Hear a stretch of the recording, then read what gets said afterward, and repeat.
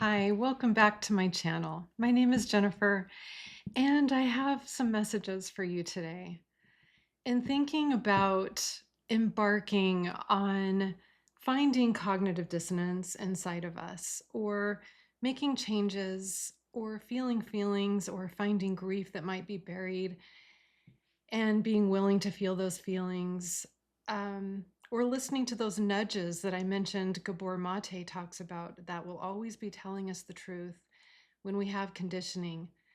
And that conditioning that we talked about was to people please at our own expense. So these nudges are there. And I mentioned also that it takes courage to face them.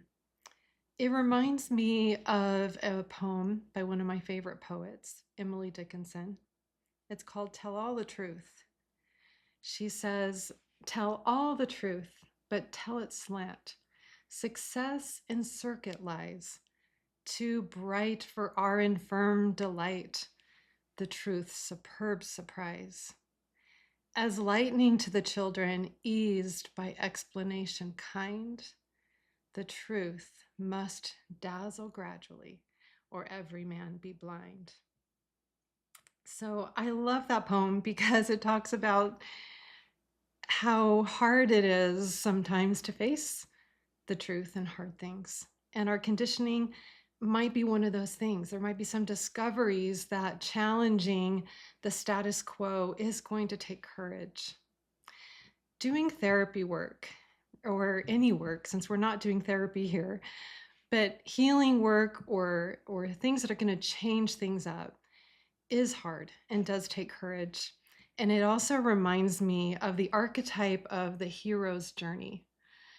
And the hero's journey just generally is you embark on a new endeavor, and in this case, new knowledge, new information, come back a changed person, and integrate that information into your new life and find the new you. And having more and more of ourselves is worth it. It is worth it. It is worth that hard work and that journey. So this reminds me of another thing. I need to tell you that my roots are in philosophy. My bachelor's degree is in philosophy. And this is really funny because a client in a session yesterday was talking about worthless degrees, and she said, just like philosophy. And it made me laugh. And I told her my degree was in philosophy, and it's really okay because it worked out great for me. And I love philosophy. I love delving into the world of ideas. So with my roots being in philosophy, I was able to work in education. That was my previous career for quite a few years, 13 years. And in that time, I taught an ethics class, and we would delve into the ancient philosophers, the early philosophers first, like Plato, Socrates, Aristotle. And it reminds me of Plato's Allegory of the Cave. So if you are willing to humor me, you do not have to do this. I am going to include 2 links about Plato's Allegory of the Cave. I searched and found this old cartoon that I used to show my class. It would be the very first thing I would do on day 1, is show this old animated. It's kind of hilarious because it's really old school. It's fantastic. And show that on the very first day. And if you do follow the link and watch it, you'll see what I mean about this journey of awakening.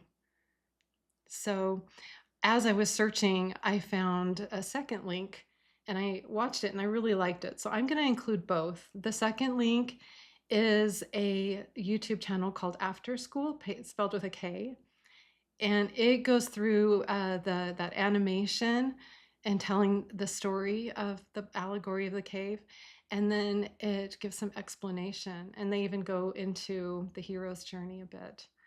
So I really look forward to hearing comments if you go watch those videos and what you think.